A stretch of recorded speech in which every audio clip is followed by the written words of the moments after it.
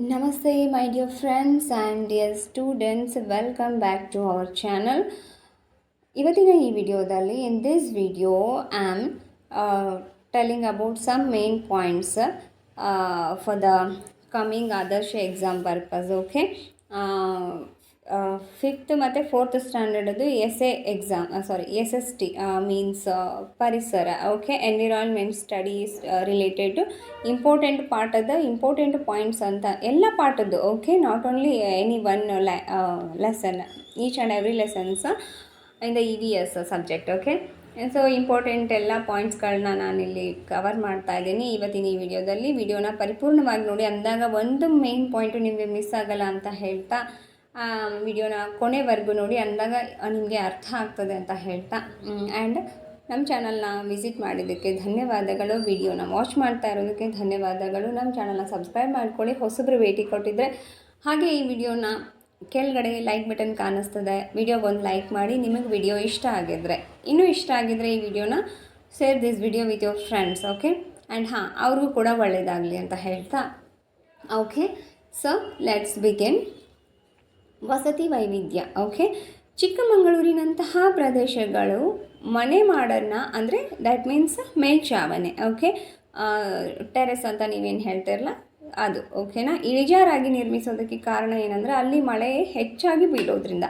ಮಲೆನಾಡು ಪ್ರದೇಶಗಳಲ್ಲಿ ಮಳೆ ಕಂಟಿನ್ಯೂಸ್ಲೇ ಇರುತ್ತೆ, ಮಳೆ ಬರುವಂತಹ ಸಂದರ್ಭದಲ್ಲಿ.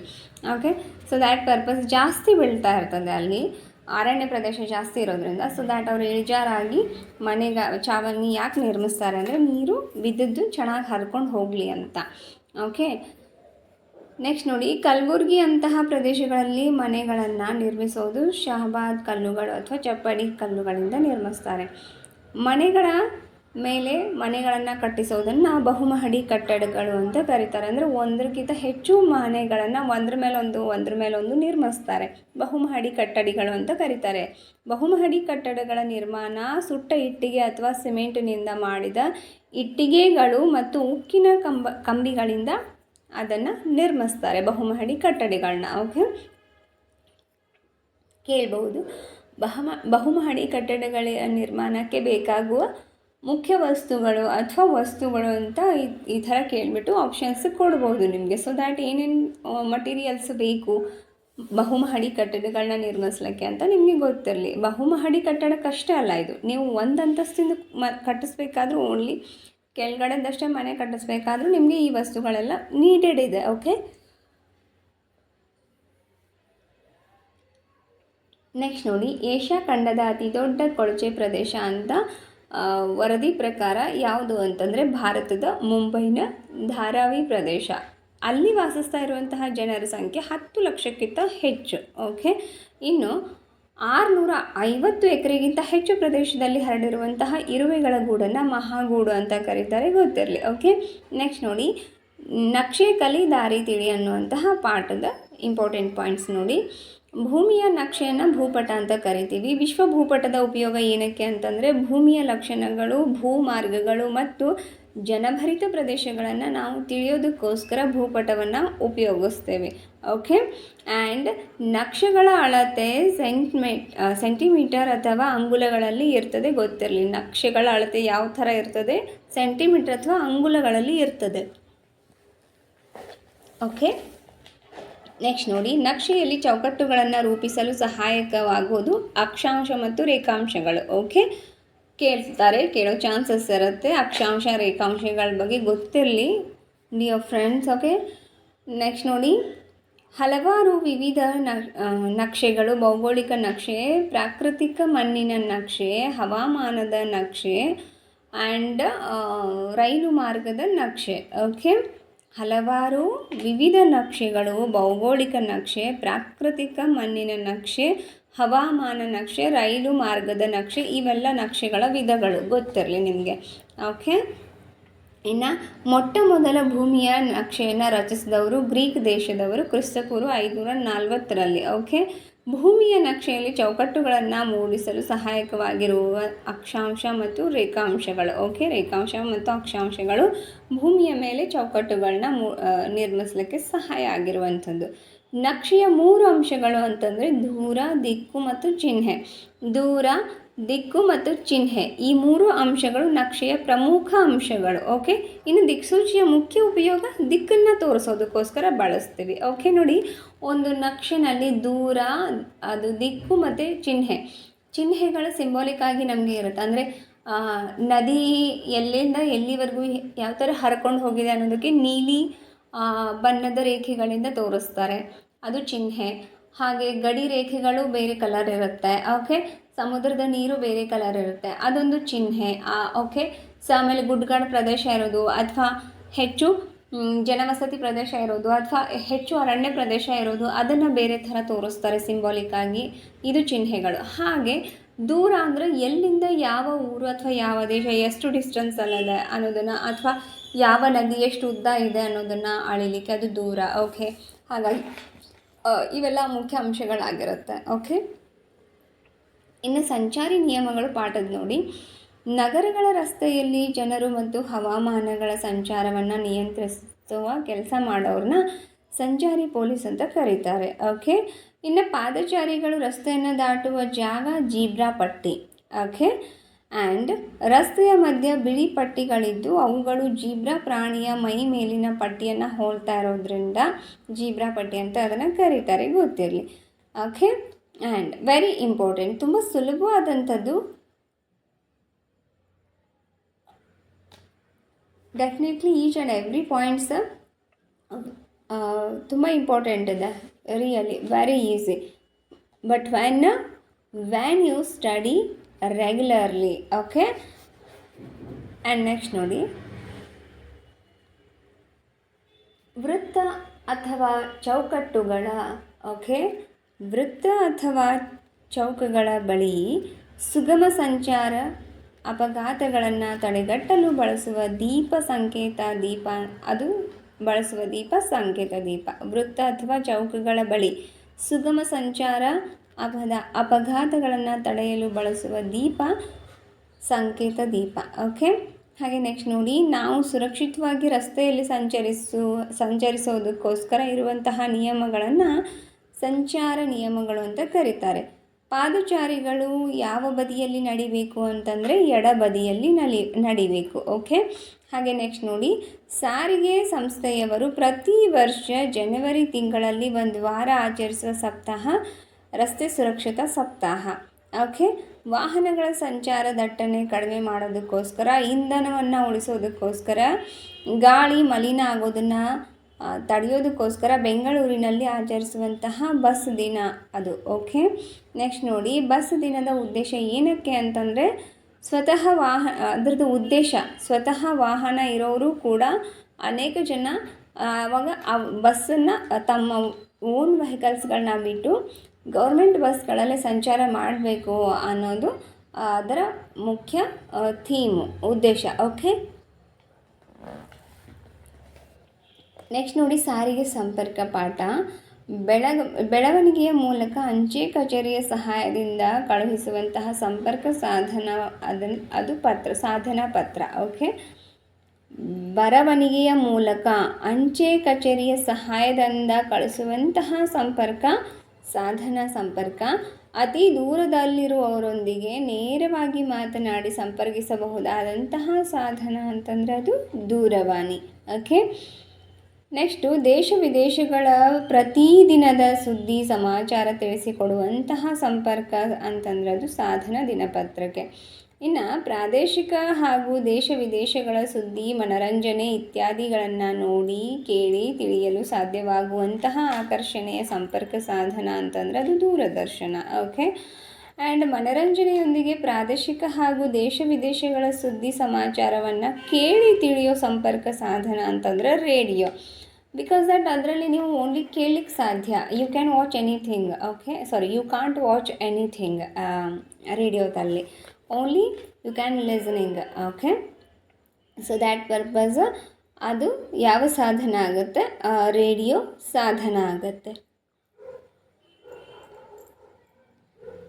I hope you understood here what I'm saying now in this video. Okay, very important. ನಮ್ಮ ಚಾನಲ್ನ ಯಾರು ಹೊಸಬರು ನೋಡ್ತಿದ್ರೋ ಇನ್ನಷ್ಟು ಇಂತಹ ಮಾಹಿತಿಯ ವಿಡಿಯೋಗಳಿಗಾಗಿ ನಮ್ಮ ಚಾನಲ್ನ ಸಬ್ಸ್ಕ್ರೈಬ್ ಮಾಡ್ಕೊಳ್ಳಿ.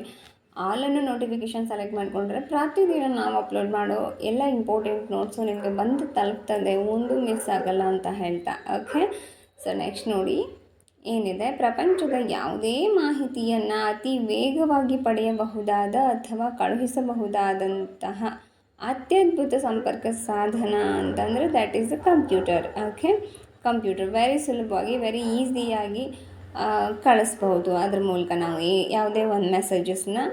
ಓಕೆ, ನೆಕ್ಸ್ಟ್ ನೋಡಿ ವಿಜ್ಞಾನಿಗಳು ಮತ್ತು ಅನ್ವೇಷಣೆ. ಓಕೆ, ವಿಜ್ಞಾನಿಗಳು ಮತ್ತು ಅನ್ವೇಷಣೆ. ರೈಟ್ ಸಹೋದರರು ಕಂಡುಹಿಡಿದಿದ್ದು ವಿಮಾನವನ್ನು. ಇನ್ನು ದೂರವಾಣಿಯನ್ನು ಯಾರು ಕಂಡುಹಿಡಿತಾರೆ ಅಂದರೆ ಗ್ರಾಹಂ ಬೆಲ್ ಅವರು. ಹಾಗೆ ದೂರದರ್ಶನವನ್ನು ಚಾರ್ಲ್ಸ್ ಬೆಬೇಜ್ ಅವರು. ರೇಡಿಯೋ ಕಂಡುಹಿಡಿದಿದ್ದು ಮಾರ್ಕೋನಿ ಅವರು. ಓಕೆ, ಭಾರತದ ಪ್ರಧಾನ ಸಾರಿಗೆ ಸಾಧನ ರೈಲು ಸಾರಿಗೆ ಗೊತ್ತಿಲ್ಲ, ಯಾಕಂದರೆ ಬಹಳಷ್ಟು ಜನ ಅಡ್ಡಾಡ್ತಾರೆ ರೈಲಿನಲ್ಲಿ. ಓಕೆ, ಸೊ ನೆಕ್ಸ್ಟ್ ನೋಡಿ, ಭಾರತದಲ್ಲಿ ಪ್ರಪ್ರಥಮ ಬಾರಿಗೆ ರೈಲು ಮುಂಬೈನಿಂದ ಥಾಣೆವರೆಗೆ ಅಂದರೆ 34 ಕಿಲೋಮೀಟರ್ ದೂರ ಚಲಿಸಿದ ವರ್ಷ 1853ರಲ್ಲಿ. ಓಕೆ, ಆ್ಯಂಡ್ ಮರುಭೂಮಿಯ ಹಡಗು ಅಂತ ಯಾವುದನ್ನು ಕರೀತಾರೆ ಅಂತಂದರೆ ಮರುಭೂಮಿಯ ಹಡಗು ಅಂತ ಎಸ್ ಅಫ್ಕೋರ್ಸ್ ಒಂಟೆಯನ್ನು ಕರೀತಾರೆ.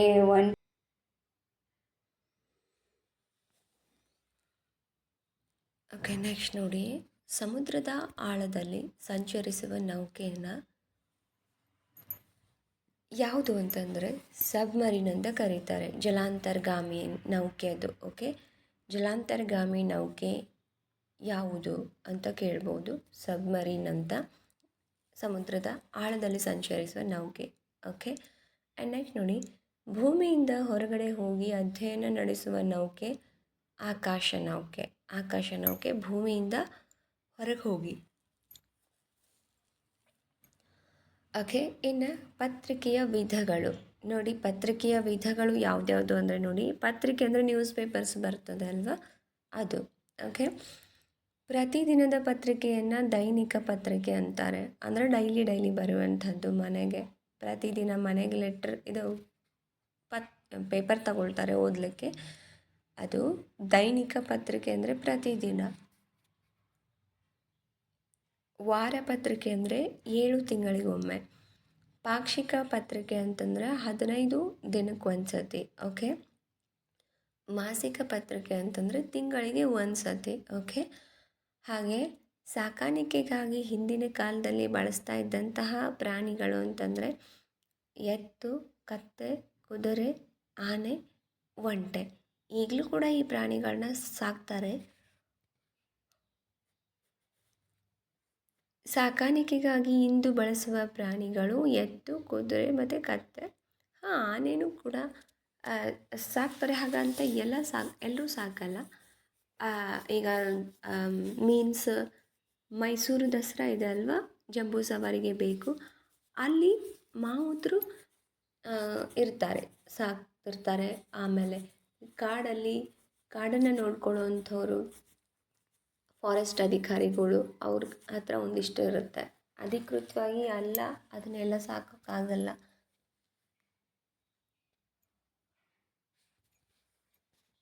ಓಕೆ, ನೆಕ್ಸ್ಟ್ ನೋಡಿ, ನಾವು ಪತ್ರ ಮತ್ತು ಪಾರ್ಸಲ್ ಕಳುಹಿಸುವಾಗ ಅಂಚೆ ಇಲಾಖೆಯವರು ನಿರ್ದಿಷ್ಟಪಡಿಸಿದ ಹಣವನ್ನು ನೀಡಿ ಪಡೆಯುವ ಚೀಟಿ ಅಂಚೆ ಚೀಟಿ. ಓಕೆ, ನಾವು ಪತ್ರ ಬರೆದು ಬೇರೆಯವ್ರಿಗೆ ಅಥವಾ ಏನೋ ಒಂದು ಪಾರ್ಸಲ್ ಕಳಿಸ್ಬೇಕಾದ್ರೆ ಅಂಚೆ ಇಲಾಖೆಯವರು ನಮಗೆ ಒಂದು ಚೀಟಿ ಕೊಡ್ತಾರೆ. ಓಕೆ, ನಿರ್ದಿಷ್ಟಪಡಿಸಿದಂತಹ ಹಣವನ್ನು ಕೊಟ್ಟಾಗ ಒಂದು ಚೀಟಿ ತಗೊಳ್ತೇವೆ ನಾವು ಅದನ್ನು ಅಂಟಿಸ್ಲಿಕ್ಕೆ, ಅದಕ್ಕೆ ಅಂಚೆ ಚೀಟಿ ಅಂತ ಹೇಳ್ತಾರೆ. ಓಕೆ,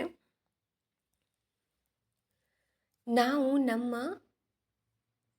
ಪರಿಚಯಸ್ಥರಿಗೆ ಅಥವಾ ಸಂಬಂಧಿಕರಿಗೆ ಪತ್ರ ಬರಿಬೇಕಾದಾಗ ಅಂಚೆ ಇಲಾಖೆಯವರು ನೀಡುವಂತಹ ಪತ್ರವನ್ನು ಅಂಚೆ ಪತ್ರ ಅಂತ ಕರೀತಾರೆ.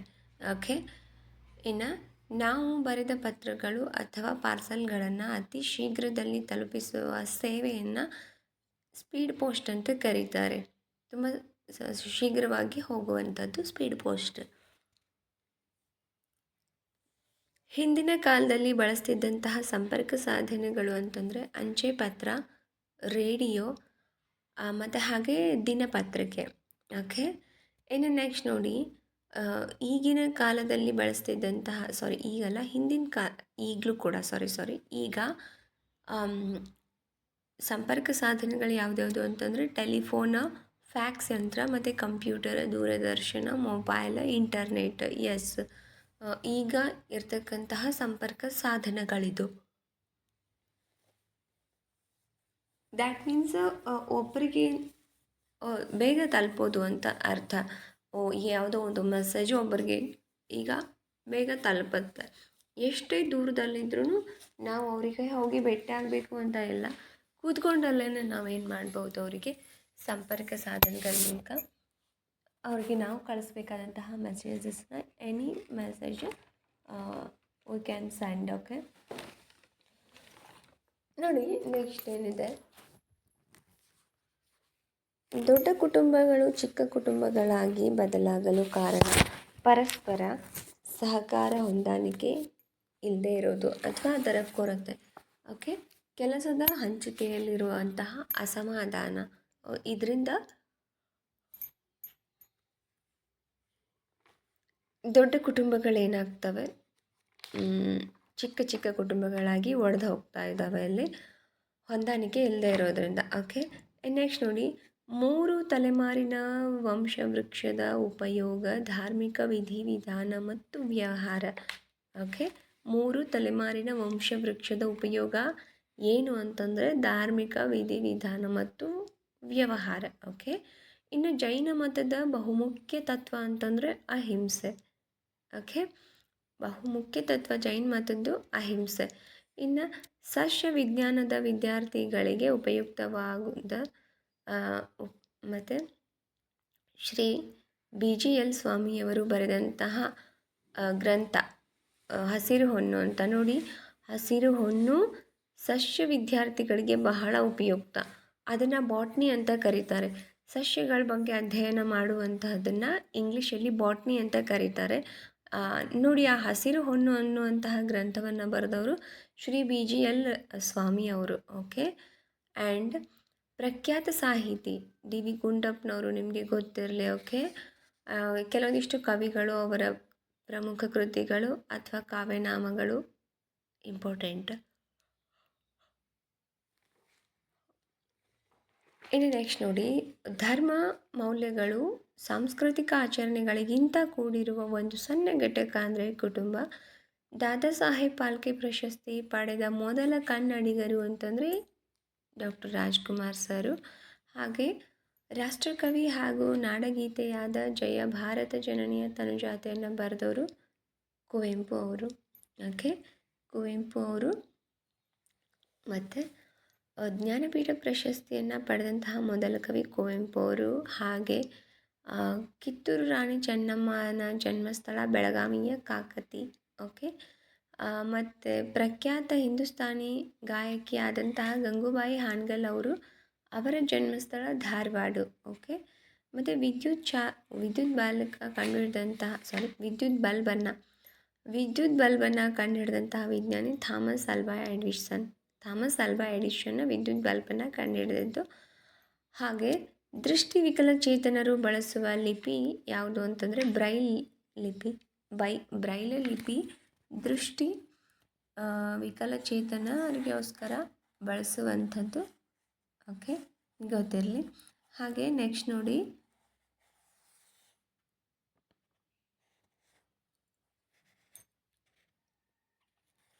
ಆಮೇಲೆ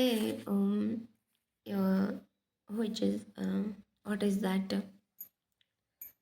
ಈ ಮಂತ್ರಿಗಳು, ಉಪಾಧ್ಯಕ್ಷರು, ಅಧ್ಯಕ್ಷರು, ರಾಜ್ಯಪಾಲರು, ಸಭಾಪತಿಗಳು ಇರ್ಬೋದು, ಪ್ರಧಾನಮಂತ್ರಿಗಳಿರ್ಬೋದು, ಹಣಕಾಸಿನ ಸಚಿವರಿರ್ಬೋದು, ಶಿಕ್ಷಣ ಮಂತ್ರಿಗಳಿರ್ಬೋದು, ರೈಲ್ವೆ ಡಿಪಾರ್ಟ್ಮೆಂಟ್ ಮಂತ್ರಿಗಳಿರ್ಬೋದು, ಇದೆಲ್ಲ ಇಂಪಾರ್ಟೆಂಟ್ ಆಗಿರುತ್ತೆ. ಮತ್ತು ಭಾರತದ ಪ್ರಧಾನಮಂತ್ರಿ ಆಗೋದಕ್ಕೆ ಎಷ್ಟು ಅರ್ಹತೆ ಇರ್ತದೆ ಅಲ್ವಾ, ಕೆಲವೊಂದಿಷ್ಟು ಏಜ್ ಲಿಮಿಟೇಷನ್ಸ್ ಇರ್ಬೋದು.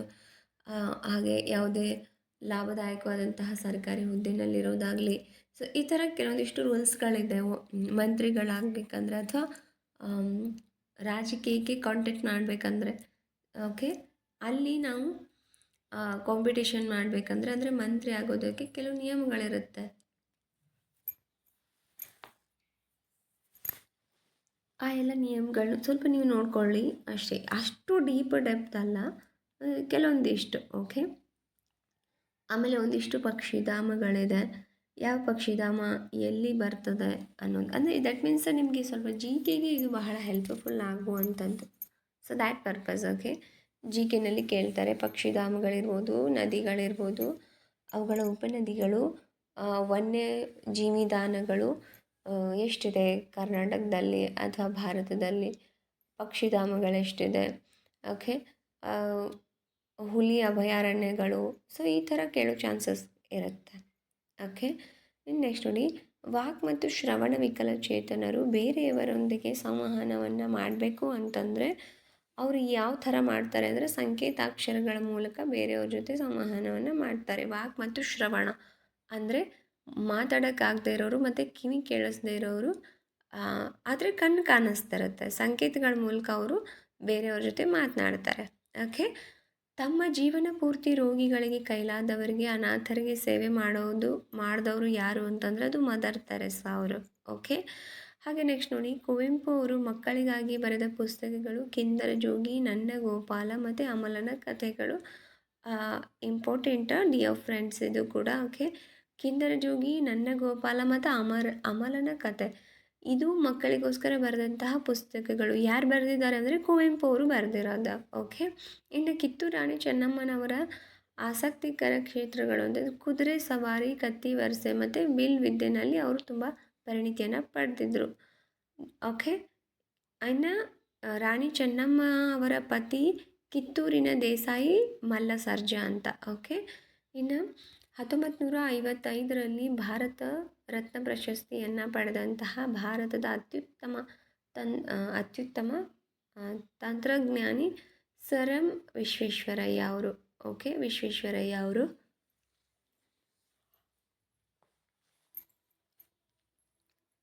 ಯಾವಾಗ ಅಂತಂದರೆ 1955ರಲ್ಲಿ ಭಾರತ ರತ್ನ ಪ್ರಶಸ್ತಿಯನ್ನು ಪಡೀತಾರೆ. ತಂತ್ರಜ್ಞಾನಿ. ನಿಮಗೆ ಗೊತ್ತಾ, ಅಷ್ಟೆಲ್ಲ ದೇಶಕ್ಕೆ ಸಹಾಯ ಮಾಡಿದಂತಹ ಆ ವಿಶ್ವೇಶ್ವರಯ್ಯ ಅವ್ರಿಗೂ ಕೂಡ ಇನ್ ದ್ಯಾಟ್ ಟೈಮ್ ಬಹಳ ಸಫರ್ ಆಗಿದ್ದಾರೆ. ದ್ಯಾಟ್ ಮೀನ್ಸ್ ಸಫರಿಂಗ್ ಅಲ್ಲ, ಅವರಿಗೂ ಕೂಡ ಮೋಸ ಆಗಿದೆ ಬೇರೆಯವರಿಂದ. ಅವ್ರ ಹೆಸರು ಕೆಡಿಸ್ಬೇಕು, ಅವರಿಗೆ ಒಳ್ಳೆಯದಾಗಬಾರ್ದು ಅಂತ ಎಷ್ಟು ಜನ ಅಂಥ ವಿಶ್ವೇಶ್ವರಯ್ಯ ಅವ್ರಿಗೂ ಬಿಟ್ಟಿಲ್ಲ. ಓಕೆ.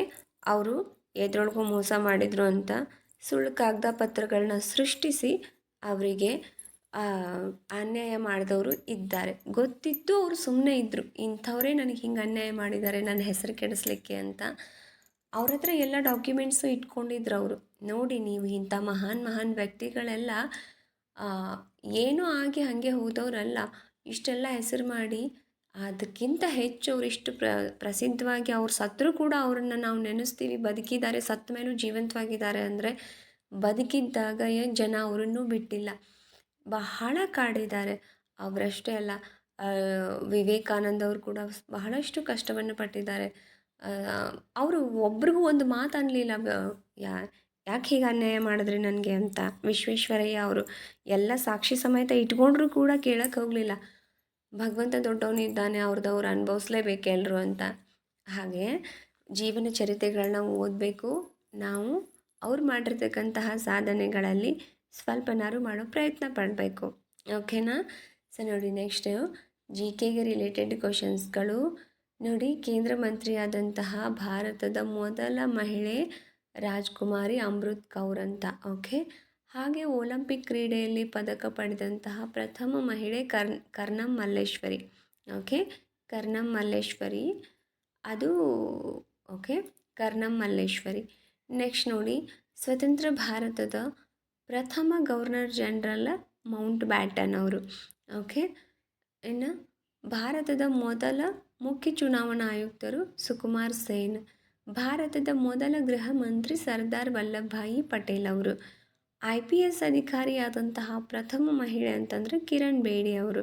ಅತ್ಯಂತ ವಿಶಾಲ ಮತ್ತು ಆಳವಾದ ಸಾಗರ ಪೆಸಿಫಿಕ್ ಸಾಗರ. ಓಕೆ. ಇನ್ನು ಗೋಬರ್ ಗ್ಯಾಸ್ನಲ್ಲಿರ್ತಕ್ಕಂತಹ ಪ್ರಮುಖ ಅನಿಲ ಅಂತಂದರೆ ಅದು methane. Okay, methane very important notes ಇದು ಎಲ್ಲ ರಿಲೇಟೆಡ್ ಜಿ ಕೆಗೆ ಸಂಬಂಧಪಟ್ಟ ಹಾಗೆ. ಹಾಗೆ ನಿಮಗೆ ಪರಿಸರಕ್ಕೆ ಸಂಬಂಧಪಟ್ಟ ಹಾಗೆ ಜಿ ಕೆಗೆ ಸಂಬಂಧಪಟ್ಟ ಅದು ಎರಡೂ ಒಂದೇ ಆಗುತ್ತೆ ಇನ್ ಡೆಪ್ತಾಗಿ ಹೋದ ಹಾಗೆ. ಪ್ರಾಣಿ ಪ್ರಪಂಚದಲ್ಲಿ ಅತಿ ಹೆಚ್ಚು ಸಂಖ್ಯೆಯಲ್ಲಿ ಇರುವಂತಹ ಜೀವ ಸಂಕುಲಗಳು ಯಾವುದು ಅಂತ ಕೇಳ್ಬೋದು. ದ್ಯಾಟ್ ಮೀನ್ಸ್ ಪ್ರಾಣಿಗಳ, ಕೀಟಗಳ, ಪಕ್ಷಿಗಳ, ಮೀನುಗಳ ಅಂತ. ಸೊ ಈ ಥರ.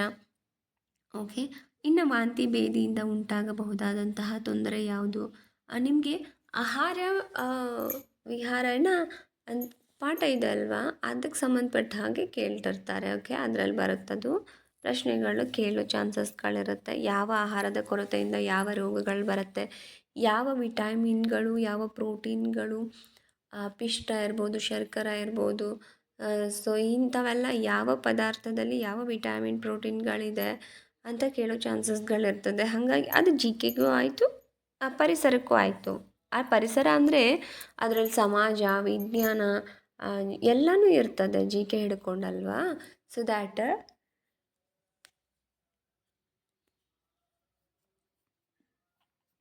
ಬಹಳ ಇಂಪಾರ್ಟೆಂಟ್ ಆಗಿರ್ತದೆ. ಭಾರತದ ಪ್ರಧಾನ ಸಾರಿಗೆ ಮಾಧ್ಯಮ ಅಂತ ಕೇಳ್ಬೋದು. ಓಕೆ, ನೋಡಿ ಭಾರತದ ಪ್ರಧಾನ ಸಾರಿಗೆ ಮಾಧ್ಯಮ ಅಂತಂದರೆ ರೈಲು. ಓಕೆ, ದೋಣಿ, ರಸ್ತೆ ಸಾರಿಗೆ, ವಿಮಾನ. ರಸ್ತೆ ಸಾರಿಗೆ ಅಂತಂದರೆ ಅದರಲ್ಲೇ ಎಲ್ಲ ವೆಹಿಕಲ್ಸ್ಗಳು ಬಂತು. ದೋಣಿ ಅಂತಂದರೆ ಹಡಗಲ್ಲಿ ನೀರಲ್ಲಿ ಹೋಗುವಂಥದ್ದು. ವಿಮಾನ ಅಂತಂದರೆ ಅಂತರಿಕ್ಷದಲ್ಲಿ ಆಕಾಶದಲ್ಲಿ ಓಕೆ ಹಾರುವಂಥದ್ದು. ರೈಲು ಅಂತಂದರೆ ಅದು ಸ್ಪೀಡಾಗಿ ಹೋಗ್ಲಿಕ್ಕೆ ಉಂಟು. ಜಾಸ್ತಿ ಜನ ಬಳಸೋದು ಟ್ರೈನನ್ನು. ಓಕೆ, ರೈಲು. ಓಕೆ, ಹಾಗಾಗಿ ಅದೆಲ್ಲ ಸ್ವಲ್ಪ ಇಂಪಾರ್ಟೆಂಟ್ ಆಗಿರುತ್ತೆ. ಇನ್ನು ಸಸ್ಯಜನ್ಯ ನಾರಿನ ವಿಧ ಅದು ನಿಮಗೆ ಗೊತ್ತಿರುತ್ತೆ, ಪರಿಸರದಲ್ಲೇ ಬರ್ತಕ್ಕಂಥದ್ದು. ಆಮೇಲೆ ದ್ವಿದಳ ಸಸ್ಯದ ಎಲೆಗಳಿರ್ಬೋದು, ಮತ್ತು ಅದರ ವಿನ್ಯಾಸಗಳಿರ್ಬೋದು, ಇದೆಲ್ಲ ನಿಮಗೆ ಪರಿಸರದಲ್ಲೇ ಬರುವಂಥದ್ದು. ಓಕೆ, ಹಾಗೆ ಮತ್ತು ಕನ್ನಡ ಗ್ರಾಮರ್ ಇರ್ಬೋದು, ಆಮ್ಲೆ ಮಳೆಗೆ ಏನು ಕಾರಣ ಅನ್ನೋದಿರ್ಬೋದು, ಮತ್ತು ಜಲಚರಗಳು ಉಸಿರಾಟಕ್ಕೆ ಯಾವುದನ್ನು ಬಳಸ್ತಾರೆ ಅನ್ನೋದಿರ್ಬೋದು. ಜಲಚರಗಳು ಓಕೆ ಅಂದರೆ ನೀರಲ್ಲಿ ವಾಸ ಮಾಡುವಂತಹ ಜೀವಿಗಳು ಉಸಿರಾಟಕ್ಕೆ ಏನನ್ನು ಬಳಸ್ತವೆ ಅನ್ನೋದು. ಓಕೆ, ಸೊ ಈ ಥರ ಇರುತ್ತೆ ಪ್ರಶ್ನೆಗಳು. ಬಹಳ ಇಂಪಾರ್ಟೆಂಟ್. ಎಕ್ಸಾಮು ಓನ್ಲಿ 3 days ಉಳಿತು. ಎಲ್ಲ ಪರಿಸರ 4th 5th ಚೆನ್ನಾಗಿ ಓದ್ಕೊಳ್ಳಿ. ಎಲ್ಲ ಪಾಠಗಳನ್ನ ಒಂದು ಸತಿ ಮತ್ತೆ ರಿವಿಸನ್ ಮಾಡ್ಕೊಳ್ಳಿ ಪಾಠಗಳನ್ನ. ಓಕೆ, ನೋಡಿ, ಭಾರತದ ರಾಜ್ಯವೊಂದರ ಮುಖ್ಯಮಂತ್ರಿಯಾದ ಮೊದಲ ಮಹಿಳೆ ಸುಚಿತಾ ಕೃಪಲಾನಿ ಅವರು ಉತ್ತರ ಪ್ರದೇಶದಿಂದ ಆಯ್ಕೆಯಾಗಿರ್ತಾರೆ. ಹಾಗೆ ಸೇನಾಪಡೆಯ ಪ್ರಥಮ ಮಹಾದಂಡನಾಯಕರು ಜನರಲ್ KM ಕಾರ್ಯಪ್ಪ ಅವರು. ನೊಬೆಲ್ ಪ್ರಶಸ್ತಿ ಪಡೆದ ಪ್ರಥಮ ಮಹಿಳೆ ಮದರ್ ತೆರೆಸಾ ಅವರು.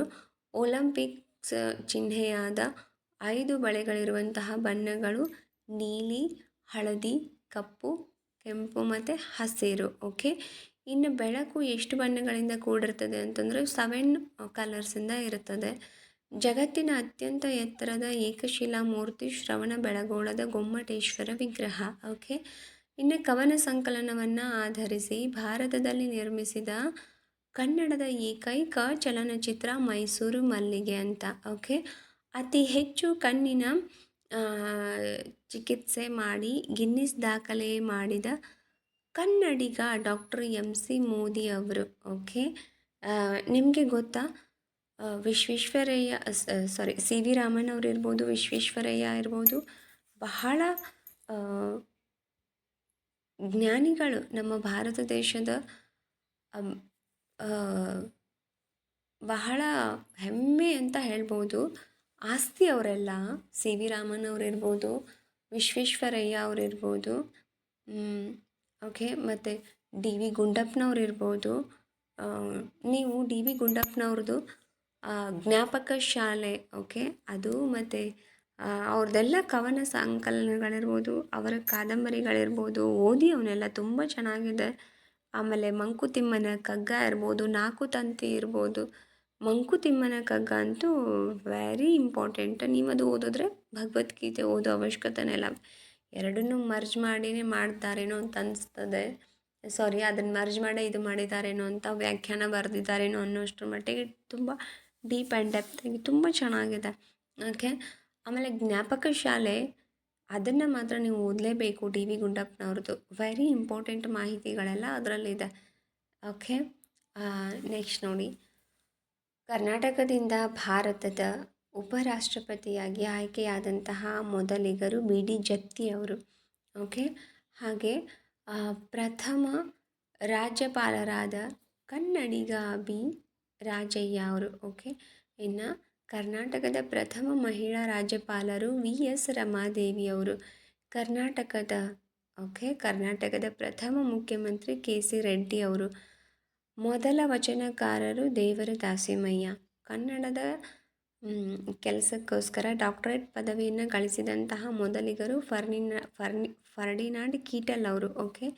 ಇನ್ನು ಕರ್ನಾಟಕದ ಪ್ರಥಮ ರಾಜ್ಯಪಾಲರು ಜಯ ಚಾಮರಾಜೇಂದ್ರ ಒಡೆಯರು. ಕೇಂದ್ರ ಸಾಹಿತ್ಯ ಅಕಾಡೆಮಿ ಮತ್ತು ಜ್ಞಾನಪೀಠ ಪ್ರಶಸ್ತಿ ಪಡೆದಂತಹ ಕರ್ನಾಟಕದ ಪ್ರಥಮ ಸಾಹಿತಿ ಅಂದರೆ ಅದು ಕುವೆಂಪು ಅವರು. ಹಾಗೆ ಕರ್ನಾಟಕ ರಾಜ್ಯದ ಪ್ರಥಮ ವಿಧಾನಸಭಾ ಅಧ್ಯಕ್ಷರು ವಿ ವೆಂಕಟಪ್ಪ ಅವರು. ವೆಂಕಟಪ್ಪ ನೋಡಿ, ಕರ್ನಾಟಕದ ಪ್ರಥಮ ವಿಧಾನಸಭಾ ಅಧ್ಯಕ್ಷರು. ಬಟ್ ಈಗ ಪ್ರೆಸೆಂಟ್ ಯಾರಿದ್ದಾರೆ? ಪ್ರಸ್ತುತ ವಿಧಾನಸಭಾ ಅಧ್ಯಕ್ಷರು ಯಾರಿದ್ದಾರೆ, ಸಭಾಪತಿಗಳು ಯಾರಿದ್ದಾರೆ, ಉಪಾಧ್ಯಕ್ಷರು ಯಾರಿರ್ತಾರೆ, ರಾಜ್ಯಪಾಲರು ಯಾರಿದ್ದಾರೆ ನೋಡಿ. ಆಮೇಲೆ ರಾಜ್ಯಪಾಲರು ಯಾರಿದ್ದಾರೆ,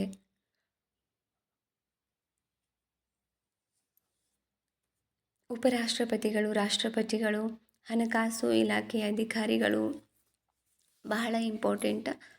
ಭಾರತ ಮತ್ತು ಕರ್ನಾಟಕದ ಪ್ರಮುಖ ಹುದ್ದೆಗಳು ಅಧಿಕಾರಿಗಳು ಈಗ ಯಾರ್ಯಾರಿದ್ದಾರೆ ಅನ್ನೋದನ್ನು ತಿಳ್ಕೊಳ್ಳಿ, ಬಹಳ ಇಂಪಾರ್ಟೆಂಟ್. ಇದೆಲ್ಲ ನಿಮಗೆ ಪುಸ್ತಕದಲ್ಲಿ ಸಿಗಲ್ಲ. ಸಿಕ್ಕರೂ ಏನಕ್ಕೆ ಗೊತ್ತಾ, ಅದು ಚೇಂಜಸ್ ಆಗ್ತಾ ಇರ್ತದೆ. ಎಲೆಕ್ಷನ್ಗಳಾದಾಗೆ ಆ ಮಂತ್ರಿಗಳೆಲ್ಲ ಚೇಂಜ್ ಆಗ್ತಿರ್ತಾರಲ್ವ. ಸೊ ದ್ಯಾಟ್ ಪರ್ಪಸ್ ಅಧಿಕಾರಿಗಳು 65 ವರ್ಷ ಆದಮೇಲೆ ಚೇಂಜ್ ಆಗ್ತಿರ್ತಾರೆ. ಅದು ನೀವು ಪದೇ ಪದೇ ಅಪ್ಡೇಟಲ್ಲಿ ಇರಬೇಕಾಗ್ತದೆ. ಓಕೆ. ಸೊ ದ್ಯಾಟ್ ಹಾಗೆ ನೋಡಿ, ಜ್ಞಾನಪೀಠ ಪ್ರಶಸ್ತಿ ಕನ್ನಡಕ್ಕೆ ಎಷ್ಟು ಜನರಿಗೆ ಬಂದಿದೆ, ಅದು ಯಾವ ಕೃತಿಗಳಿಗೆ ಅಥವಾ ಯಾವ ಕಾದಂಬರಿಗಳಿಗೆ ಜ್ಞಾನಪೀಠ ಪ್ರಶಸ್ತಿ ಬಂದಿದೆ, ಯಾವ ಇಶ್ವಿನಲ್ಲಿ ಬಂದಿದೆ ಯಾರಿಗೆ, ಅಥವಾ ಯಾರಿಗೆ ಯಾವ ಗ್ರಂಥಕ್ಕೋಸ್ಕರ ಜ್ಞಾನಪೀಠ ಪ್ರಶಸ್ತಿ ಬಂದಿದೆ. ಸೊ ಈ ಥರ ಎಲ್ಲ ನಿಮಗೆ ನೀವು ಸ್ವಲ್ಪ ಡೀಪಾಗಿ ನೋಡ್ಕೊಳ್ಳೋದು ಬಹಳ ಇಂಪಾರ್ಟೆಂಟ್ ಆಗಿರುತ್ತೆ. ಓಕೆ. ಐ ಹೋಪ್ ನಿಮ್ಗೆ ಅರ್ಥ ಆಗ್ತಿದೆ ಅಂತ ನಾನು ಭಾವಿಸ್ತೇನೆ. ಓಕೆ. ಬಹಳ ಇಂಪಾರ್ಟೆಂಟ್, ನೆನಪಿರಲಿ.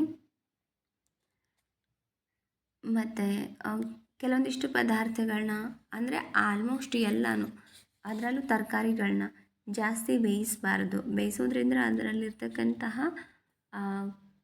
ಪ್ರೋಟೀನ್ ವಿಟಾಮಿನ್ಗಳು ನಾಶವಾಗುತ್ತೆ. ಹಾಗಾಗಿ ಜಾಸ್ತಿ ಬೇಯಿಸಿ ತಿನ್ನೋದು ಅಷ್ಟು ಆರೋಗ್ಯಕ್ಕೆ ಒಳ್ಳೆಯದಲ್ಲ, ಗೊತ್ತಿರಲಿ ನಿಮಗೆ. ಓಕೆ. ಇನ್ನು ಎಣ್ಣೆ ಬೀಜಗಳು ಯಾವುದು ಅಂತ ಗೊತ್ತಿರಬೇಕು. ಕಾಳುಗಳು, ದ್ವಿದಳ ಧಾನ್ಯಗಳಿರ್ಬೋದು. ಪರಿಸರನ ನೀವು ಒಂದು ಸತಿ ರಿವಿಷನ್ ಹಾಕೊಂಬಿಡಿ ಅಷ್ಟೇ. ನಿಮಗೆ 4th to 5th ಸ್ಟ್ಯಾಂಡರ್ಡ್ ಪರಿಸರ ಇದೆಯಲ್ಲ, ಅದನ್ನು ಒಂದು ಸತಿ ರಿವಿಷನ್ ಹಾಕೊಂಬಿಡಿ. ಓಕೆ. ಹಾಗೆ ಅದರಲ್ಲಿ ಎಲ್ಲನೂ ಇರುತ್ತೆ ರಿಲೇಟೆಡ್. ಓಕೆ. ಬಹಳ ಇಂಪಾರ್ಟೆಂಟ್ ಆದಂಥದ್ದು.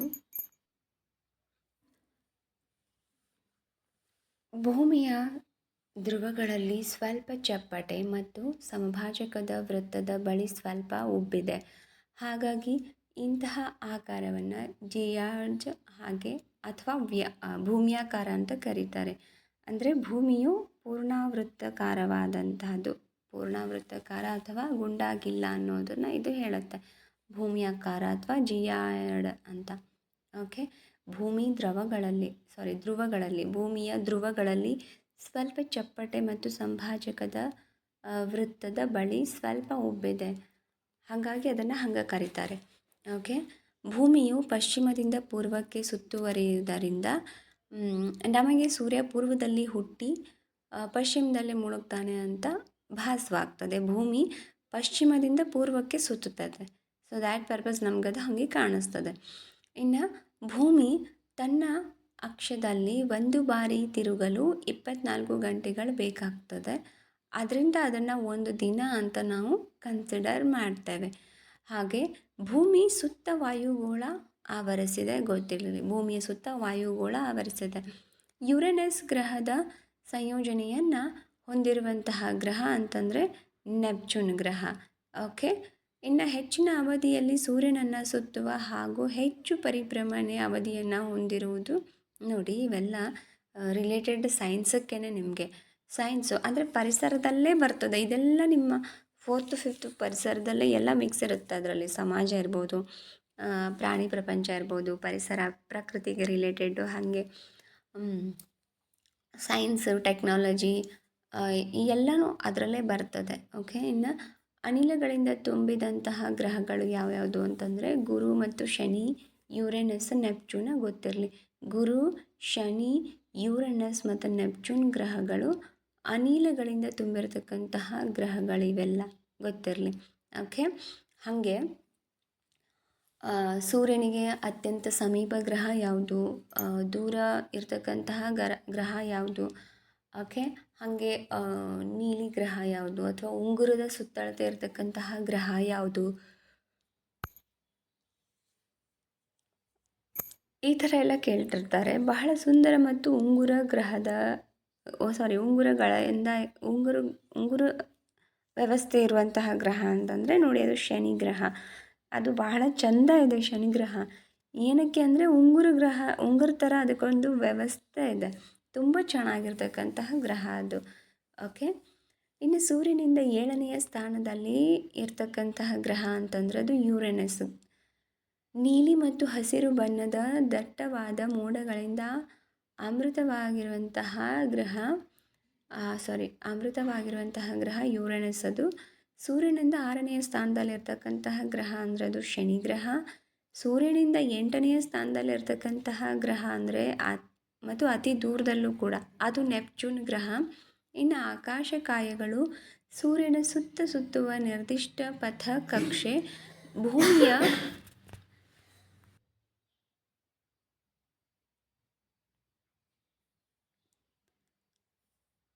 ಭೂಮಿಯ ಏಕೈಕ ನೈಸರ್ಗಿಕ ಉಪಗ್ರಹ ಅಂತಂದರೆ ಅದು ಚಂದ್ರ. ಓಕೆ, ಆಕಾಶಕಾಯಗಳು ಸೂರ್ಯನ ಸುತ್ತುವ ನಿರ್ದಿಷ್ಟ ಪಥವನ್ನು ಕಕ್ಷೆ ಅಂತ ಕರೀತಾರೆ. ಭೂಮಿಯ ಏಕೈಕ ನೈಸರ್ಗಿಕ ಉಪಗ್ರಹ ಅಂತಂದರೆ ಅದು ಚಂದ್ರಗ್ರಹ. ಇನ್ನು ಅನಿಲ ದೈತ್ಯ ಗ್ರಹಗಳು ಅಂತ ಗುರು, ಶನಿ, ನೆಪ್ಚೂನ್, ಯುರೇನಸ್ ಗ್ರಹಗಳಿಗೆ ಕರೀತಾರೆ. ಗೊತ್ತಿರಲಿ, ಗುರು, ಶನಿ, ಯುರೇನಸ್, ನೆಪ್ಚೂನ್ ಗ್ರಹಗಳಿಗೆ ಅನಿಲ ದೈತ್ಯ ಗ್ರಹಗಳು ಅಂತ ಕರೀತಾರೆ. ಬಹಳ ಇಂಪಾರ್ಟೆಂಟು, ಗೊತ್ತಿರಲಿ ಡಿಯರ್ ಫ್ರೆಂಡ್ಸ್. ಓಕೆ, ಈ ಗ್ರಹಗಳಿಗೆ ರಿಲೇಟೆಡು ಬಹಳ ಇಂಪಾರ್ಟೆಂಟ್ ನಿಮಗೆ. ಓಕೆ, ಭೂಮಿ ಇರ್ಬೋದು, ಬೇರೆ ಬೇರೆ ಗ್ರಹಗಳಿರ್ಬೋದು, ಎಷ್ಟು ಗ್ರಹಗಳಿದೆ, ಯಾವ ಗ್ರಹಕ್ಕೆ ಯಾವ ಉಪಗ್ರಹ ಇದೆ, ಉಪಗ್ರಹ ಯಾವುದು ಅಂತ ಕೂಡ ಕೇಳ್ತಾರೆ. ಆಮೇಲೆ ಧೂಮಕೇತುಗಳ ಬಗ್ಗೆ ಕೇಳ್ಬೋದು. ಇಂಪಾರ್ಟೆಂಟ್, ಓಕೆನಾ? Each and every points important. Okay, thank you so much for watching this video. ಇಲ್ಲಿವರೆಗೂ ವಿಡಿಯೋನ ನೋಡಿದ್ದಕ್ಕೆ ಧನ್ಯವಾದಗಳು. ನೋಡ್ತಾರೆ ನಮ್ಮ ಚಾನಲ್ನ ಸಬ್ಸ್ಕ್ರೈಬ್ ಮಾಡ್ಕೊಳ್ಳಿ. ಆಲನ್ನು ನೋಟಿಫಿಕೇಷನ್ ಸೆಲೆಕ್ಟ್ ಮಾಡಿಕೊಂಡ್ರೆ ಪ್ರತಿದಿನ ನಾವು ಅಪ್ಲೋಡ್ ಮಾಡೋ ಇಂಪಾರ್ಟೆಂಟ್ ನೋಟ್ಸು ನಿಮಗೆ ಬಂದು ತಲುಪತ್ತೆ, ಒಂದು ಮಿಸ್ ಆಗಲ್ಲ ಅಂತ ಹೇಳ್ತಾ, ವಿಡಿಯೋ ಕೆಳಗಡೆ ಲೈಕ್ ಬಟನ್ ಕಾಣಿಸ್ತಿದೆ. ನಿಮಗೆ ಈ ವಿಡಿಯೋ ಇಷ್ಟ ಆಗಿದ್ದರೆ ವಿಡಿಯೋಗೆ ಲೈಕ್ ಮಾಡಿ, ಹಾಗೆ ಈ ವಿಡಿಯೋನ ನಿಮ್ಮ ಫ್ರೆಂಡ್ಸ್ಗೆ ಶೇರ್ ಮಾಡಿ, ಅವ್ರಿಗೂ ಉಪಯೋಗ ಆಗಲಿ ಅಂತ ಹೇಳ್ತಾ, ಒನ್ಸ್ ಅಗೇನ್ ನಮ್ಮ ಚಾನಲ್ನ ನೋಡಿದ್ದಕ್ಕೆ ಧನ್ಯವಾದಗಳು. ವಿಡಿಯೋನ ವಾಚ್ ಮಾಡಿದ್ದಕ್ಕೆ ಥ್ಯಾಂಕ್ ಯು. ಓಕೆ, ನೆಕ್ಸ್ಟ್ ಮುಂದಿನ ವಿಡಿಯೋದಲ್ಲಿ ಹೆಚ್ಚಿನ ಮಾಹಿತಿಯೊಂದಿಗೆ ಸಿಗೋಣ. Study regularly.